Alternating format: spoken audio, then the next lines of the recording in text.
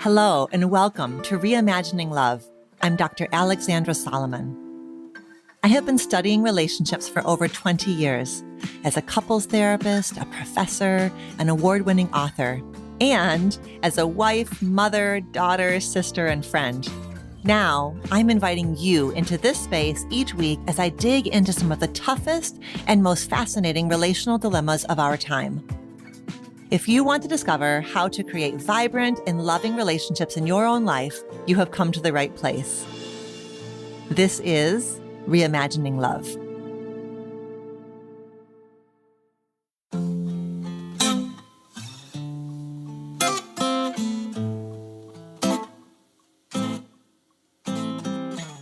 Hi there. Welcome back to Reimagining Love. All right, I'm going to get it on the record right now up front how much I freaking loved this conversation.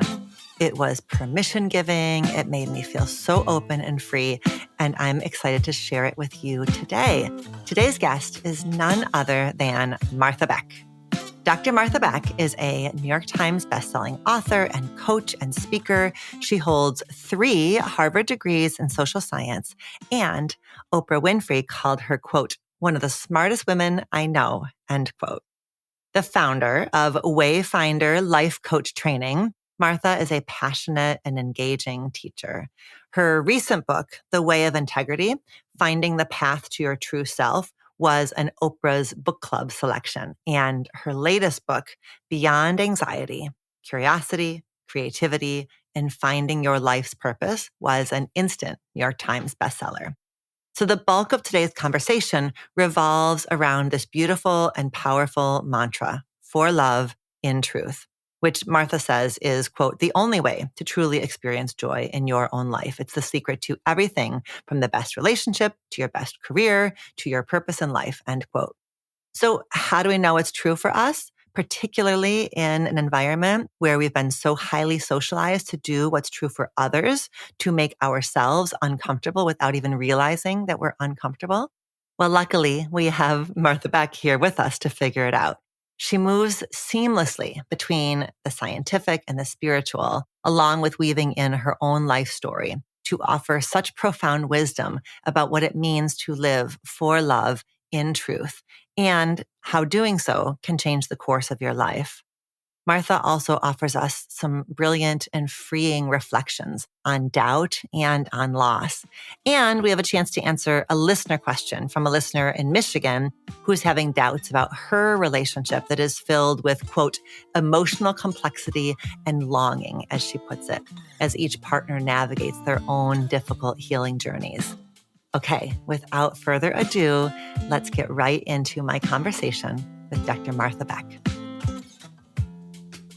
Martha freaking Beck, thank you for joining me. This is so exciting.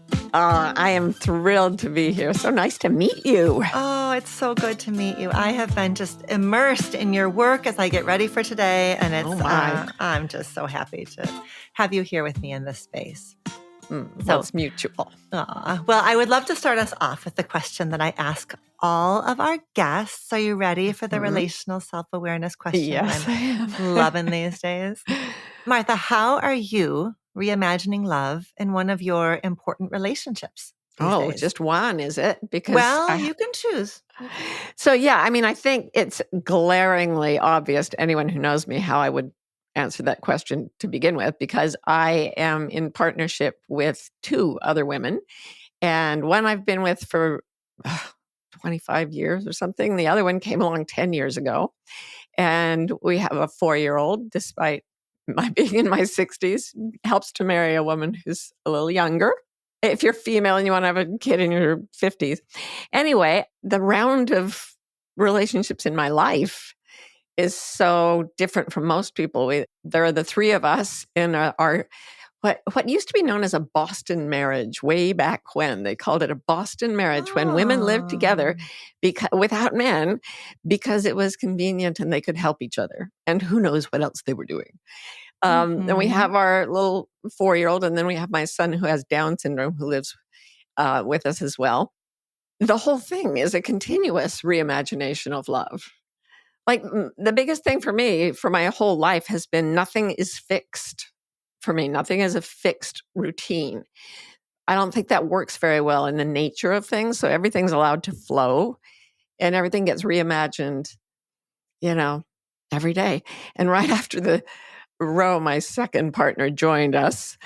I walked in on someone taking bets on how many weeks it would be till that imploded. And it didn't upset me at all. I just said to them, one word, watch. Watch. Uh-huh. Because when you're continuously devoting yourself to love and you're with other people who are continuously devoting themselves to love, it just works. Yeah. I'm still, part of my brain is still back on the Boston marriage, because I would think that this feels like a very modern iteration of how we are loving. And then to find out it's a Boston marriage and y'all are not, at the cutting, you're in this version of it. What was that like to hear? Had you known that term? I had known it. I am by training a sociologist, so I've been really interested in the way societies are formed and the way relationships are formed since, I began my education. Mm-hmm. And there have always been reimaginings of love relationships. It's just that whatever the cultural norm is, everyone pretends to fit that story, or they get, beaten to death with sticks. So everybody pretends that they're walking right down the center line of what normalcy is considered in their culture. And it's different in every culture. And always, always, always, love breaks the bounds. It tends to pour out of the sides of culture and go the way it wants to go. Mm-hmm. And nothing can really stop it. And so most of the time, there are people pretending to be more normative than they actually are. And that's always existed. Yeah. And there's an inverse relationship where the more we act like you must fit in this mold, the more love is like, are you effing kidding me? Yeah. All right, then we'll come out the sides even more. Exactly. Right? That's not love, desire, attraction, intimacy. Those don't care a lick bit about the sociological norms and rules and right. da-da-da-da. And the thing is, it depends on what you trust. If you think that people are basically bad and evil and they have to be constrained by external rules, then yes, make a culture and clamp down hard on it. It doesn't work, but at least I understand the impulse. But if instead you believe that people are inherently good and that everybody's basically doing their best to love and be loved, and you trust love more than you trust the rules, then you will go out of bounds of the rules, but you can trust what's taking you there. And that's been my practice since I had a near-death experience when I was 29 and came out of it. And all it was this connection with the divine that left me with a couple of really profound messages. And one of them was, you're not supposed to die to feel this level of joy and love. You're supposed to live so that you can continuously feel this level of joy and love. And I came out of that experience a complete rebel. I went from being a total people pleaser to just off the map. Just, I'm going to do whatever I damn well want, because if it feels like that experience, if it feels like the divine to me, I don't care what people think. You know what's so interesting as I hear you say that, and I've heard you talk before about your near-death experience, is it wasn't being close to losing your life that led you to being a rebel. It was in the moment of almost losing your life, you connected to this deep awareness and understanding of that this is actually how we're meant to live. So it wasn't a counterphobic response to almost having lost your life. It was an expansion of awareness of actually what's possible for all of us. Yeah. Well, actually, it's weird to call it a near-death experience, because I actually wasn't near death. I was in surgery. I was undergoing anesthesia, and surgeons were operating on scar tissue in my body that had been left by really severe abuse when I was a child. And that was the context in which this light appeared and started to communicate with me, because I think I wasn't at the verge of losing my physical life, but I think that I was so traumatized I might have, lost my mind if something hadn't shown up to show me the balance between what is good and beautiful in the world and what is dark and awful in the world. And we all see what's dark and awful in the world and how it goes off the map whenever it wants to. And basically it said it wasn't a response to the possibility of death. It was a response to the reality of evil. And it basically said, here are your choices. You're being given a choice so that you don't lose the will to live because things are so dark and awful. Now you get to choose. Do you go with this you're being shown this joy, this incredible sense of aliveness and love and connection? That's one of your options. Which are you going to choose? So it was very stark for me, but it wasn't a fear of death at all. It was an awareness of how bad things can be if we let them, if we forget love. And that evil goes off the map anyways. That's the It doesn't nature of follow evil. any rules. But that goodness can also be more what? Expansive, permission giving, creative. Wilder, more miraculous, more magical, more unpredictable, more hilarious. Like it's everything that gives you joy. I mean, it was hilarious, that light.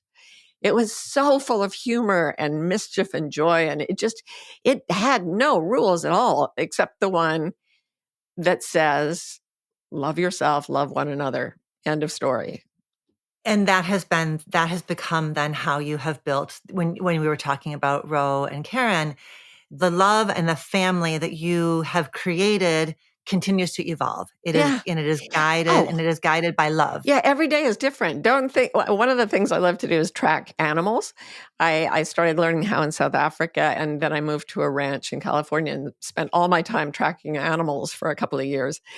And the mistake most people make is that you're tracking an animal and you lose the footprints and you keep going in the direction the animal was going. You think it chose east. It's going to go east. No. The animal wanders all over, doubles back, circles around. Nature doesn't go in straight lines. So when you say, okay, this is how it is. Before I ever had relationships with women, I was very much in love with my ex-husband and had 3 kids and really loved him. And he was gay and had struggled against it. And I realized that I could not love him without loving the part of him that was gay more than the part that was pretending it was straight, because his true self was gay. And that got me used to the idea of someone being gay. And we both grew up Mormon, so we were deeply closeted. And when we left the Mormon church, which was right after my light experience, I came out of it and just left everything. I left my religion. I left my family of origin. I left my job. I left my profession. I was an assistant professor. I chucked academia. And my then husband and I said, well, you're gay, so go be gay. And I said, well, what should I do? And he said, you should do the same thing. I was like, what, date men? And he was like, no, not men. And I was like, date women. Oh, now we're I was talking. Like, oh, yeah. and it wasn't long after that I met Karen, my first partner. But it was never going to be according to any rules. It was always just going to be according to love, always. And when Ro came along, it was so interesting because I'd had a very profound sense that there was something missing. And Karen and I had talked about it. There's something missing, not like sexually or anything. It just this sense of yearning both of us had.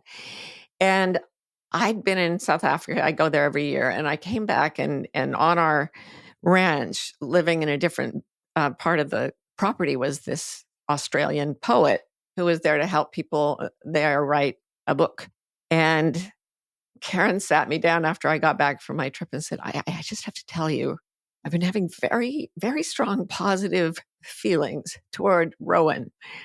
And she was like, and I think I'm trying to figure out what it is. And I remember this is what it felt like. I sat back in my chair and I said, you are in love.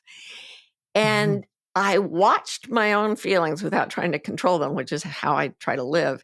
And it was like being hit by a train made of joy, carrying a load of joy, driven by joy, fueled by joy. It was an explosion of happiness. And I looked and looked for anything negative, for jealousy, for Sure. fear, Uh-huh. nothing. It was like, love is here. Open the door, open the door.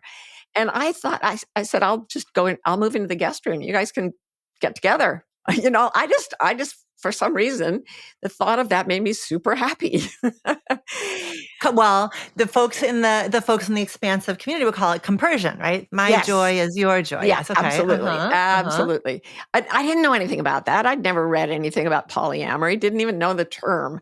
I did grow up Mormon, so I'd heard about polygamy, and it's Sure. very ironic that now I'm doing that. But I'm no longer Mormon. Yeah, and she came up to the house, and the three of us started talking, and it just felt wonderful from the beginning. And within about a week, we were kind of going, is this is normal, right? We're just friends, right? And another weekend, it was like, nah, all three of us are in love with each other. You just kept, you were following joy. I was tracking joy the way you would track an animal.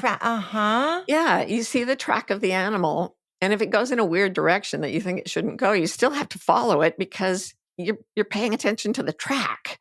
What you think the animal should be doing or what you think your life should be doing, it's not as important as what it wants to do, the place it is already going. If you're committed. Oh, I do want to add one thing here, and that is that I was in about the 6th year of something I call an integrity cleanse, which I started right after I came out of that near-death-ish experience. One of the things I'd been told was that the truth will set you free. So I thought, all right, I'm never going to lie again. And that was the year everything fell apart. I did not tell a single lie for a year. Not any kind. And I wasn't good enough at it yet to avoid speaking very blunt truths. Later, I worked that out more. You learned about essential truths. Yeah. But what I found was that if you live for love and in truth, you can't go very far wrong. I've had tons of clients as a coach who said, my love has taken me into an affair, but I'm much too compassionate to tell my spouse about it. And I'm like, okay, I'm not going to try to call anybody else's moral shots, but I know that when I have to keep secrets and tell, I haven't lived this way for so long, I can't even remember it, but it's like when I'm hiding anything, love doesn't operate as elegantly. I don't see it as clearly. I wrote a book about leaving the Mormon church and being sexually abused by my father, who was a major source of support for that religion. And because of that, my life has been lived under scrutiny. There are a lot of people who would love to discredit me. And I knew writing that book that's one thing I said when Rowan, Karen, and I fell in love. I was like, this cannot happen. I can't lie. I'm on an integrity cleanse. I have to tell everybody. Oh my God, I was very inconvenient. That was very inconvenient. It's terrifying.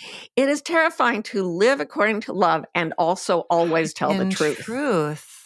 But without the truth, you can get very fishy about, I thought I'd lie to this and that person because I love them too much to hurt them. And then the boat. And you start to get off your moral compass.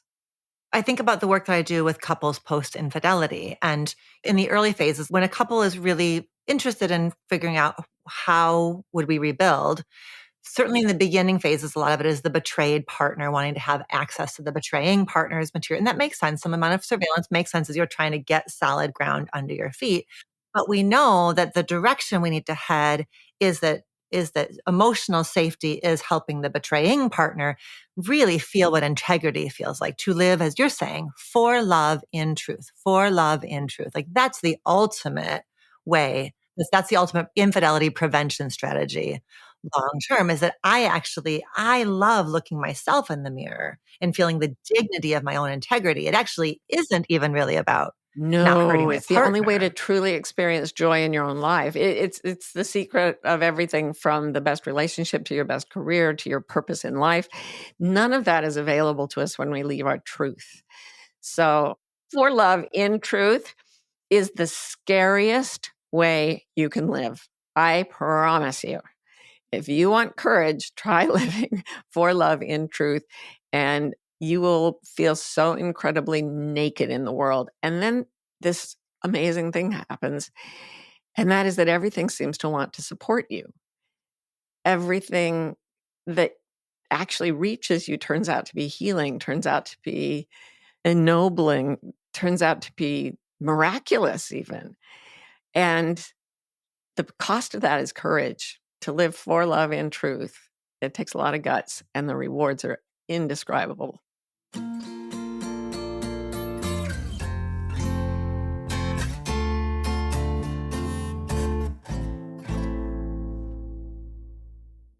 For many of us, myself included, we're so accustomed to, I mean, it's so easy to see what others want of Yes. us and from us. So then what are the steps towards recognizing what is true Yeah. for us? How do we know what truth then feels like inside of our bodies? Yep. And the body is very, very important in this because it doesn't lie nearly as easily as the mind. So if you think about the self as being broken into body, heart, mind, soul, it's just a convenient way of discussing it. Those are all ways of making meaning. Experiencing something in the world and like analyzing it with the mind, feeling it with the heart, observing it with the soul, and then feeling it in the body. The first thing I always tell people when I start working with them is that the truth feels like total relaxation in the body.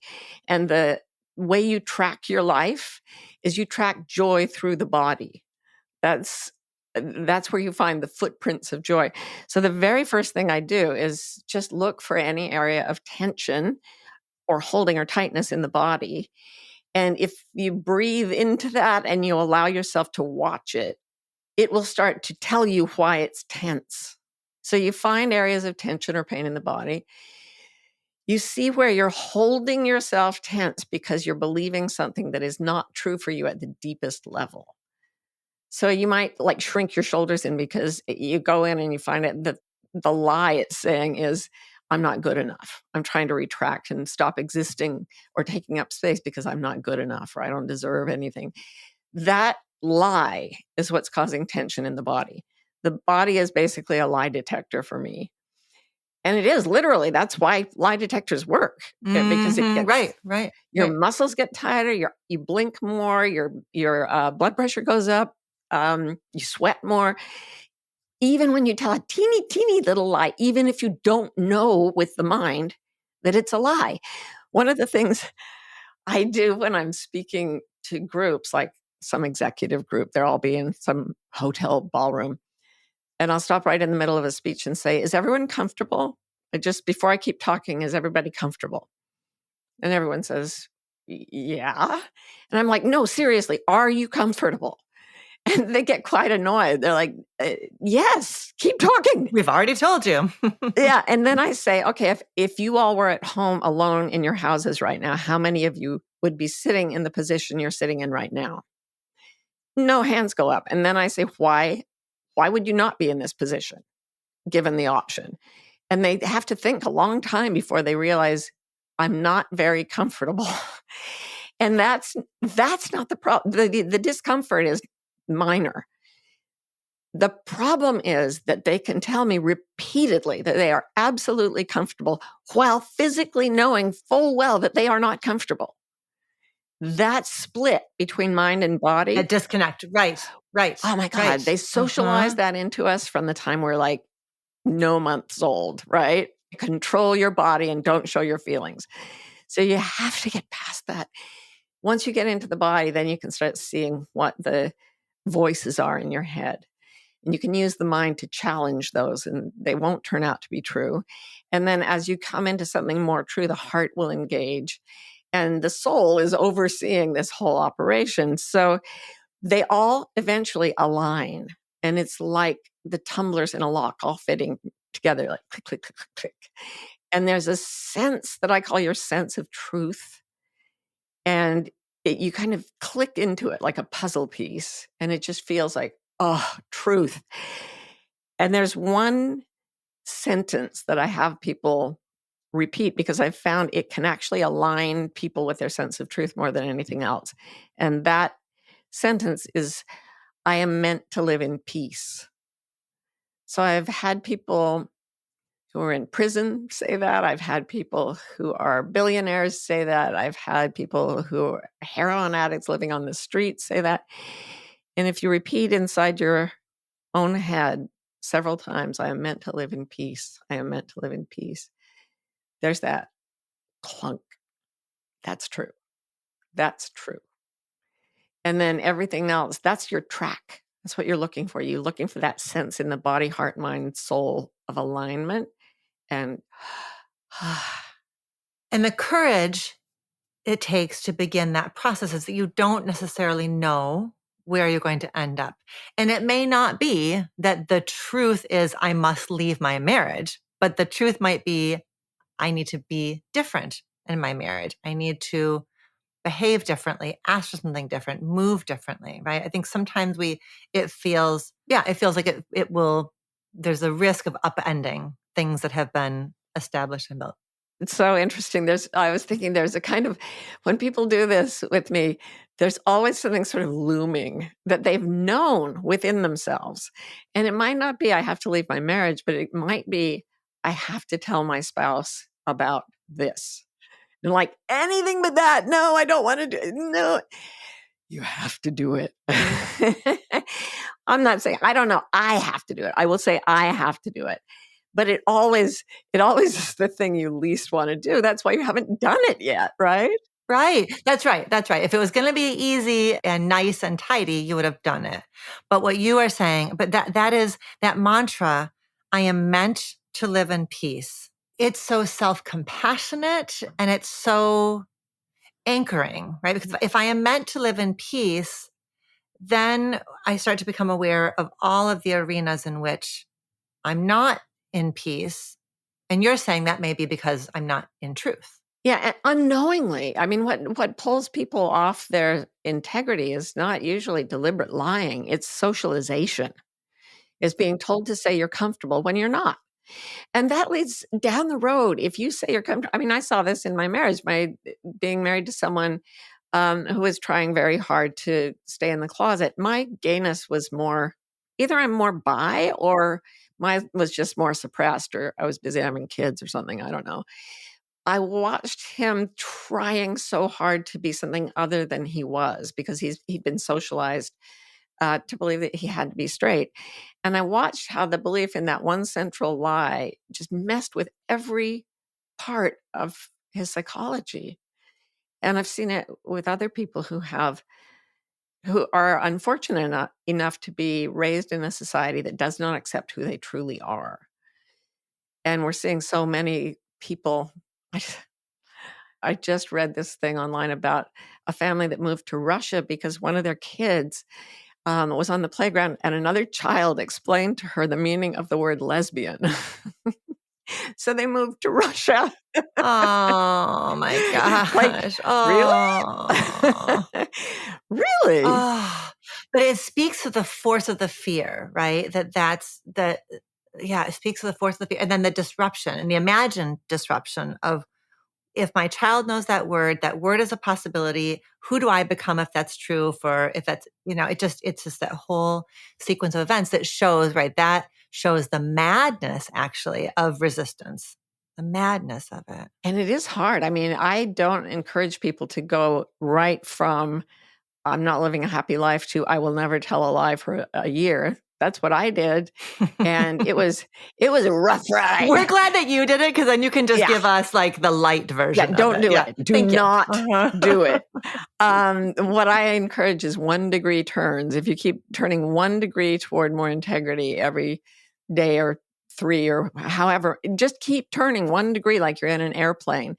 And you won't even notice the turn really, but you'll end up in a completely different place. So start steering toward truth. It's funny because we started out talking about love and relationship. Truth ends up being the arbiter, actually, of whether or not we can truly free ourselves to love. That's right. That's what I was thinking about, is the connection of what's true. We act like it's going to be a disservice to the people in our lives to live in more truth, because it's going to be inconvenient to say, actually, I don't want to do that. But what about the disservice we do when we behave like we're comfortable, when we know damn well we aren't comfortable, and the price of the seething resentment for that? Yeah. And anyone who's been in love knows that we do not want the one we love to pretend to love us. We want to be loved truly. And if someone doesn't love us and they lie to us and say they do love us, and we believe that, and then we find out it wasn't true, it is devastating to have someone pretend to love you if they don't, to have someone pretend they like a situation when they don't.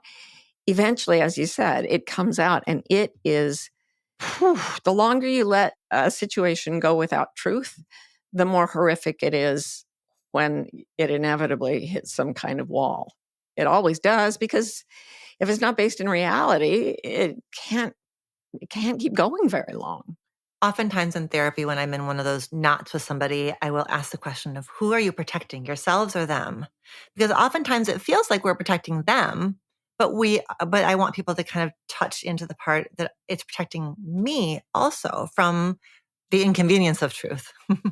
Yeah, we clearly have dealt with some of the same situations. And one of the things that I ask people as well is, I remember one client that I had who said, yes, I've been going to a marriage counselor with my husband, and I really laid it on the line. I told everything. I told him how I feel neglected, how I feel, empty in the relationship. And I said, well, did you tell him you're having an affair?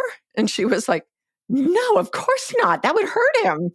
That would hurt him. And she said, I put everything on the table except that little detail. And then the question I ask, and I would challenge everyone out there to ask this too. What if your partner was doing the same thing? What if her husband had come in and said, yes, I also feel neglected and whatever, and I'm having an affair? I said, how would you have reacted to that? And she said, well, I would have left him. So you start to see people living in very in cognitive dissonance, I shall say, rather than hypocrisy, which it also is. And it's not like I've never pretended to like things I don't. I mean, I've been a hypocrite before myself, but not for a long time. Really not for a long time, because it hurts. Uh-huh. It's also really tiring, because what you're also doing is managing. Yes. You're managing. Oh my gosh. You're managing how your partner is seeing you. You're managing them, their feelings. It's a lot of management and oversight. And the science on secrets and lies, it wreaks havoc on your longevity, on your health. And it takes so much brain capacity to sustain a secret that the brain actually gets exhausted. And by comparison, if you just stick with saying what's true for you, as I said, I have a son with Down syndrome, and he never, ever lies. He doesn't talk much, but he also, if you say to him, your dear friend Joey is on the phone and he misses you so much, do you feel like talking to him? He's like, nope. Unless it's true, right? You know what also, it makes me think about the research on trust, and how in a trusting relationship, partners actually there's less brain energy that they use. If I trust you and you say something to me, it's less tiring for me, because I'm not taking your words, geolocating you, thinking about the last. So there's a way in which truth and trust obviously go hand in hand, but it's also your truth does me. It liberates you and you're less exhausted, but it also helps me trust you. And that saves me an awful lot of energy. So interesting. It's so true. And I do want to repeat for everybody out there who's going, I'm not perfect. Yeah. You were raised to be. You were raised to betray yourself. 100%. You were raised to betray yourself, and that hurts. And when you're doing something, there's an old story about a man who goes into a very expensive tailor and gets this bespoke suit, and it costs thousands of dollars. And he puts it on, and he says, one of the legs is shorter than the other. And the tailor says, oh, you're supposed to bend that leg. That's the look, so we cut it so it's even if you bend that leg. So he does that. And then he says, well, now my shoulders are all weird. And he said, yeah, you have to lift one shoulder and drop the other. He said, now one of the sleeves is too long. He said, yeah, you have to hold that arm up. Now you've got it.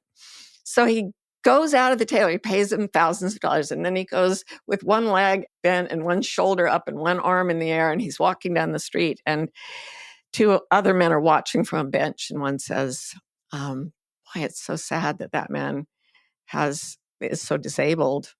And the other one says, yeah, but oh my gosh, what a fabulous suit. That's what culture does. It makes us twist ourselves into this form where we are miserable, but it looks good to other people. So people are so impressed. Yes, it's wonderful. But we suffer. And when we're contorted like that and we're suffering, it's very, very typical to try to stop the suffering. And some people use alcohol or drugs or whatever it is, but some people fall in love in ways they can't control because they're in so much pain from trying to fit the contortions of culture. And I don't want to blame those people. You're doing your best. You're doing your best to survive living in a way that is untrue to you. And you don't know that it's untrue to you. You don't ever say, I'm not comfortable doing this. When you set yourself free to find your joy, to do what truly comforts you in your soul, to bring that peace right into the center of you, you won't need the painkillers anymore. A psychologist I love says the cure for standing on a nail is not to take enough opium to stop feeling it. It's to get the nail out. And the nail is the culture that tells us we mustn't be ourselves. Yes. Oh, so good. You know, if I had to say the two best things I love about your work, one is how you're just seamlessly move between the science and the woo. You're just back and forth. They're both, but then also it's this part. It's the moving from intra-psychic to interpersonal to culture, and we need all, and that culture, I integrate all those cultural messages as well, because it's such a shame buster. It's like, you didn't come up with this. You were such a good listener. There's so much goodness in what you just shared around, right, the impact of culture and frankly, the consequences of betraying. What do you call that? The tyranny of cousins, right? That is an actual fear of, if we are outside of the group, it's very, very dangerous. Oh my gosh, we're social primates. And I know that that's true, because when I was 29 and came out of that surgery with the light experience, I had what I recently came to call the great loss. I lost all the people who had socialized me as a child and teen in a bunch. I mean, it was because of my father's status. It was a news story on TV when my ex-husband and I left Mormonism. And I would walk around the neighborhood where I grew up. Both of us went off to Harvard. Both of us got 3 degrees there. And we had two kids, and the second one had Down syndrome. And I moved back to Utah to do we all moved back to Utah so I could do my dissertation writing there, because at Harvard, nobody approved of my decision to not end a pregnancy that turned out to have a Down syndrome baby. I'm very pro-choice. So again, no harm, no foul. But I moved back, and so now I was surrounded by people that had been sort of my culture from the moment I was born. And after that news story ran, I'd walk through my neighborhood and people would physically turn their backs. No one, you are not spoken to. You no longer exist. And it is very, very clear. And, to this day, none of them's come back to me and said, hey, could we be friends again? Mm-mm. And so it was a complete rupture. And let me tell you, that is why I think I was given this miraculous experience in surgery, because that's what I was about to go through.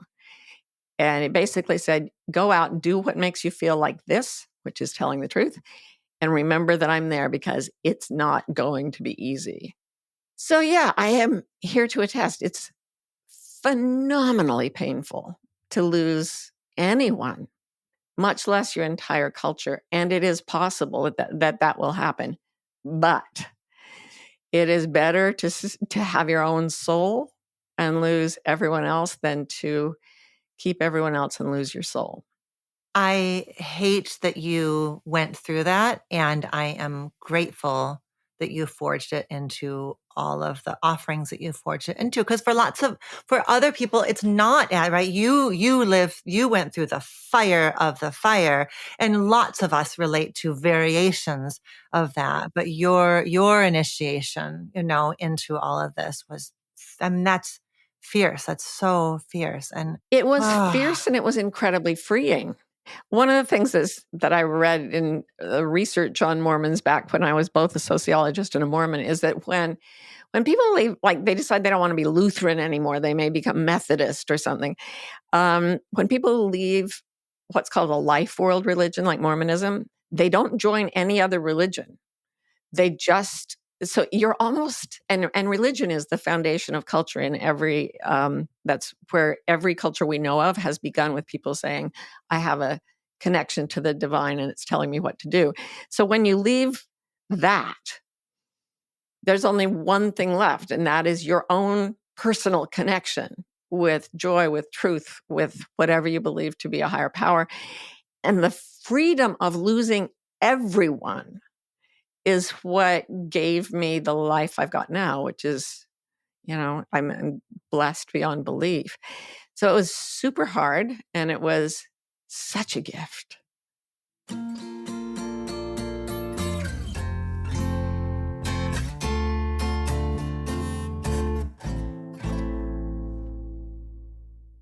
I want to talk about doubt. I heard you talk with Glennon and Abby and Sister about doubt. It's a really beautiful part of a conversation that you had with them in January when your latest book, Beyond Anxiety, came out, which I love so much. It's such a fantastic book.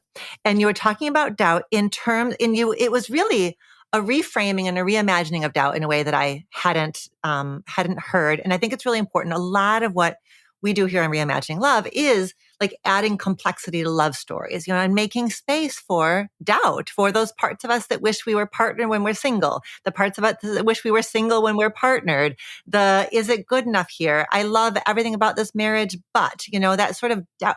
And so your invitation to actually, you tie doubt with selfhood and sovereignty and creativity in a way that I was like, oh, I got to ask her more about this. So can you help? Yeah, that comes, I hear over and over again people saying, our culture is built on Descartes' statement, I think, therefore I am. But actually, Descartes that's not the whole quote.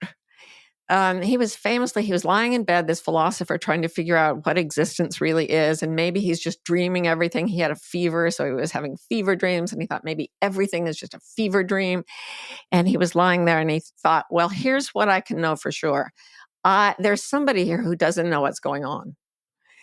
And so he didn't write cogito ergo sum, which means I think, therefore I am. He wrote dubito cogito ergo sum, which means I doubt that I exist. Therefore, I must be thinking. Therefore, I must exist. So the bedrock of his philosophy was not I think. It was I doubt.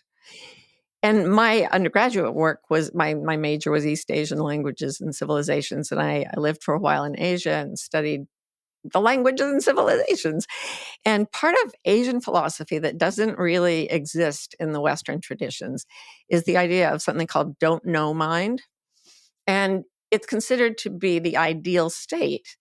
One of my favorite Indian gurus, Nisargadatta Maharaj, said, the only true statement the mind can make is, I do not know. Because we could all be dreaming, because knowledge is always subjective. So the whole idea of don't know mind is that you embrace that as the truth. So for me, one of the things our culture tells us that is a lie that gets us messed up right from the beginning is, you know what reality is, because we don't. And the moment you think, I really don't know, so I'm available to see what is around me. I'm available to follow what feels like joy in my body. I'm available to look in someone else's eyes and say, I don't know what's happening for you. I'm not you. Tell me everything. I want to know everything.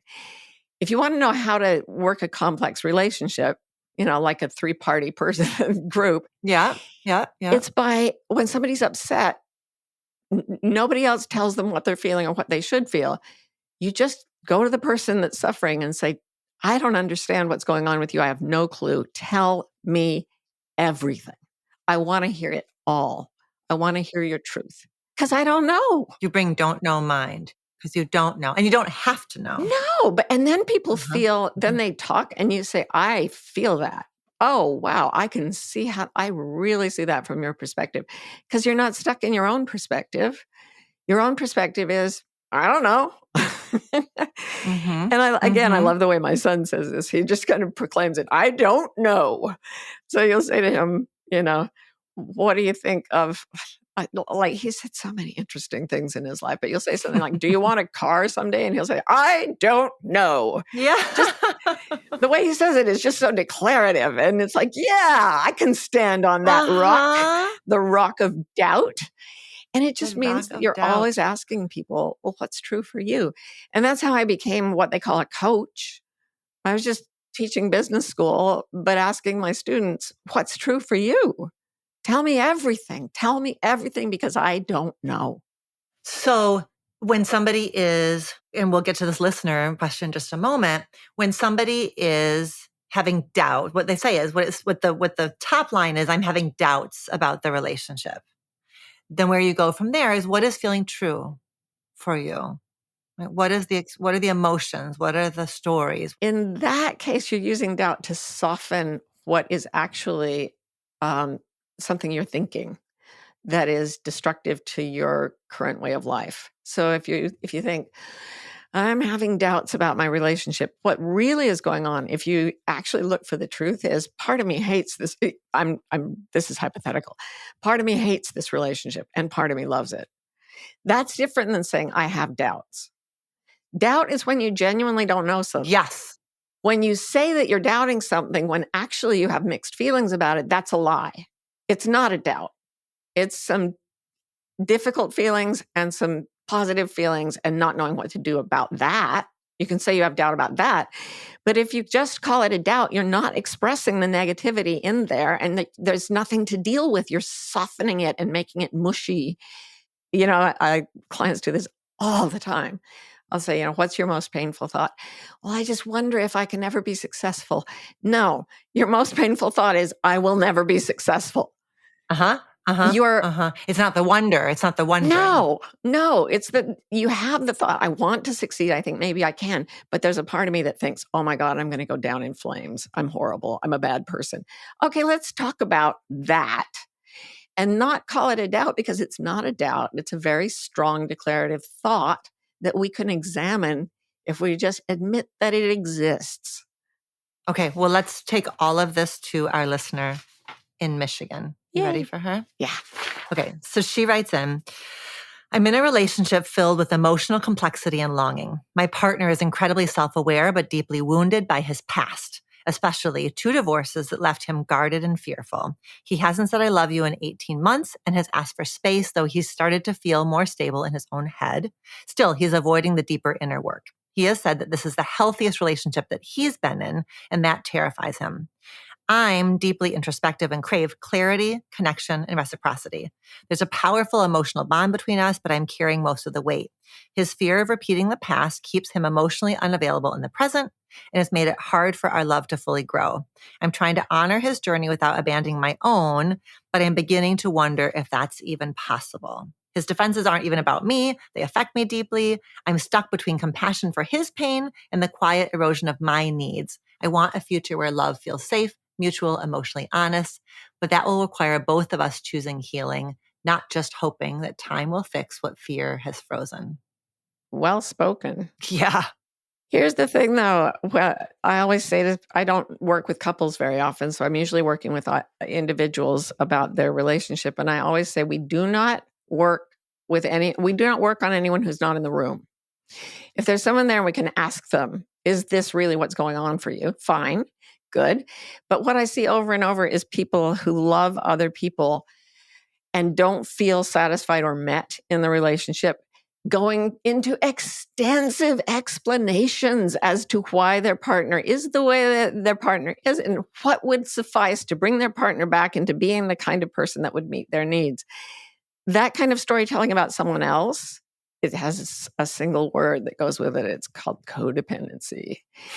And that when people go to she 12, said what she said, y'all. when people go to 12-step groups for codependency, they don't get up and say, we recognize that we are powerless over alcohol and our lives have become unmanageable. It is, we are powerless over others and our lives have become unmanageable. And trying to scrutinize, analyze, argue someone into being different from what they are is a departure from the only thing you can truly know, which is what's happening for you. So the cure, I guess, if there is one for codependency, is to stop telling the other person's story and just tell your own, because you can't know the absolute truth of someone else's story. So I spent years trying to make my husband straight, and I was always a little bit psychic. That's a bad thing in a marriage where there's a secret, because it just doesn't stay secret. And he was trying his best. I knew that. And I went to endless. I wanted it. I wanted to be married to him, damn it. And I didn't want him to have, difficult feelings. I didn't want him to be interested in anyone but me. And so I tried to analyze and therapize him. And don't. Don't do that to someone.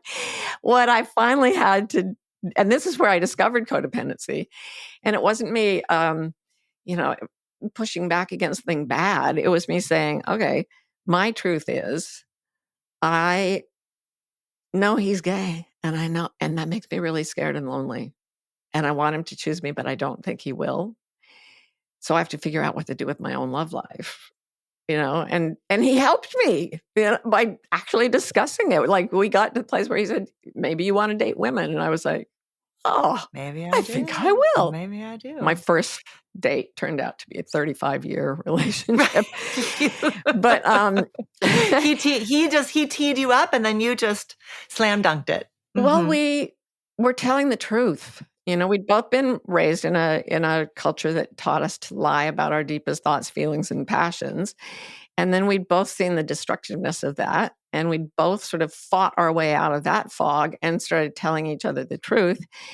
And he was like, of course you're gay. I've seen it from the beginning. I was like, really? I think you may be right. But I spent so many years trying to change someone who didn't need changing. Well, and her partner, it very likely feels like love, because we can see how what drew him to her is he's been hurt by love. He has been perhaps rejected in both his prior marriages. And here she is, this Michigan listener, ready to connect deeply and go. And she's got, I imagine that the quality of connection has got him at all of his edges, right? He's stretching into places he hasn't been before. He is healing in the context of this relationship. So I can imagine this feedback loop where whatever parts of her feel boosted, elevated, solidified by feeling helpful to him and loved by him, right? You can see how it's cyclical. There's reciprocity there around the possibility of healing. But you're spot on around, she's got such a finger on the pulse of all of his areas. And so then one question would be, what does that keep her from looking at in her own life? Exactly. And if you're lonely or if you're sad, for me, going to group therapy helped me identify where I was lonely and sad. And then I could go to my then husband as someone who didn't know what he was going through and listen to it with total openness, instead of I'm now trying to spin everything so it means that I'll have the relationship I want. And I'm not saying this is going to end her relationship, but I am saying that going there without your own story and saying, tell me everything. Tell me what's going on for you, with no defensiveness, because you've already dealt with your own pain. Like, you've faced the dragon inside, which is, what if, not even what if, but this may not work. Okay, can I be all right with that? If you can come to terms with that, and you can sit with the person you love and know that you will be okay one way or the other, and you truly don't know what their inner world is, you can listen with such openness that they can feel free to flower in the space of your attention. Otherwise, what she's doing is she's sifting all of his words through, okay, this is building the case that he is getting better and he is going to open. This thing he just said now is building the case that he's actually stuck where he is and he can't meet my needs. So she's filtering. She's filtering through the lens of spinning. She's spinning. She's Yeah. not. She's a spin doctor. We all are. Again, like, please don't feel bad about this because we all do it. But when it comes right down to, why am I thinking 4 hours a day about this other person's motivations? Oh, because I'm afraid I'm going to lose this relationship. Okay, now I know what to deal with because I'm the one with that fear and I get to work on myself. And once I get to the point where I can accept my worst fear, accept it, then sitting down with the other person without any defensiveness allows love to rise. For love in truth. It's hard, but it works. And accepting it doesn't mean cheering for it and hoping for it. Accepting that this relationship may not work is just that. It's accepting it. One of my mentors and a person I deeply respect is the spiritual teacher Byron Katie. Oh, yes. And she wrote a book called I Need Your Love, Is That True? Which is, I think, should be on everyone's reading list out there. And I'm also really dear friends with her husband, Stephen, who's a brilliant writer himself. And their marriage vows said, I promise to love you until I don't. That was the one vow they took.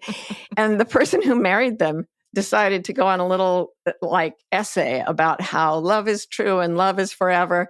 And Stephen was so angry he left, and then he went back and he went to the justice of the peace or the preacher or whoever was marrying them, and he said, "Listen, our marriage vows go like this: I promise to love you until I don't. That's all we can promise." And they got together in their early 60s. Now they're in their early 80s, and they're like teenagers in love because it's so completely free. Because both of them are okay with it ending. And I know that sounds weird, but the fact is, humans are mortal, and it is the nature of physical reality that we lose people we love.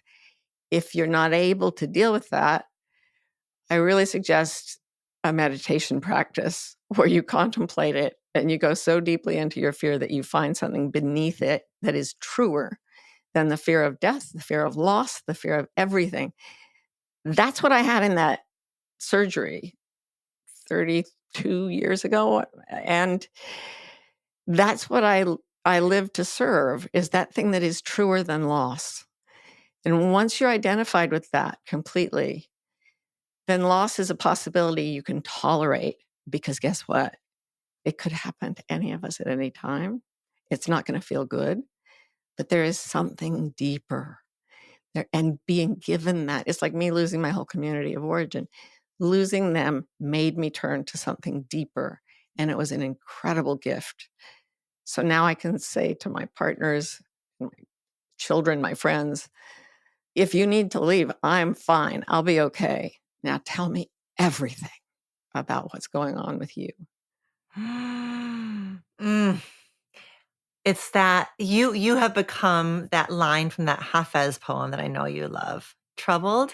How does it go? Troubled? It's so simple. It says, troubled, then stay with me, for I am not. Oh, that's who you've become for your people. Well, I think we all can be that. And the thing is, when you say, stay with me, for I am not troubled, no one leaves that. But the irony, we all want to be with that.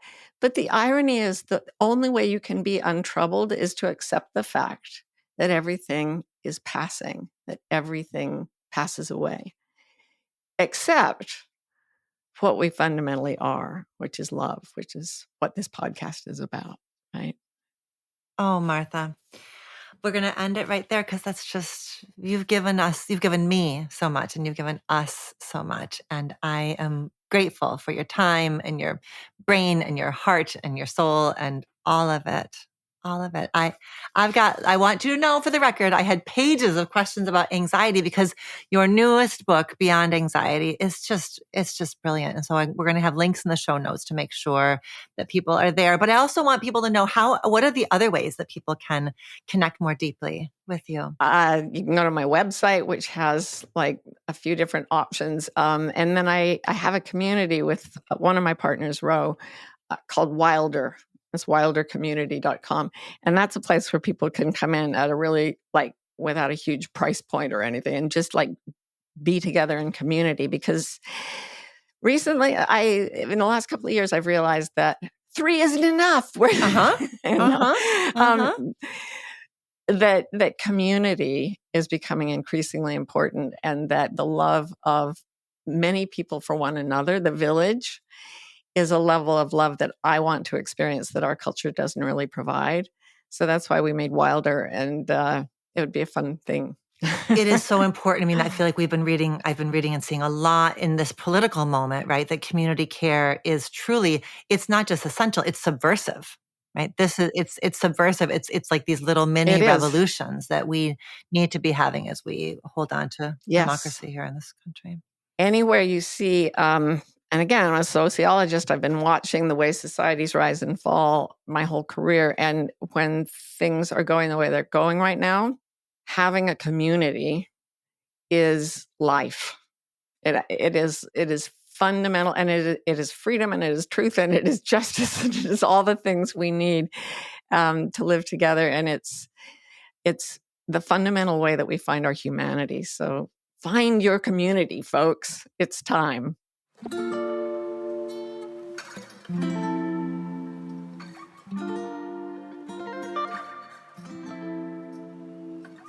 Thank you, Martha, for that wonderful conversation. What I love about hosting the show is that we get to offer so many approaches to bettering your most important relationships, whether that's a framework, a scientific study, someone's personal experience, a therapeutic modality, relational self-awareness questions, or journaling prompts, or what have you. And I love that Martha Beck has offered simple mantras for us to come back to as a check-in, mantras that pack a punch and that spiritually encapsulate everything that we do here.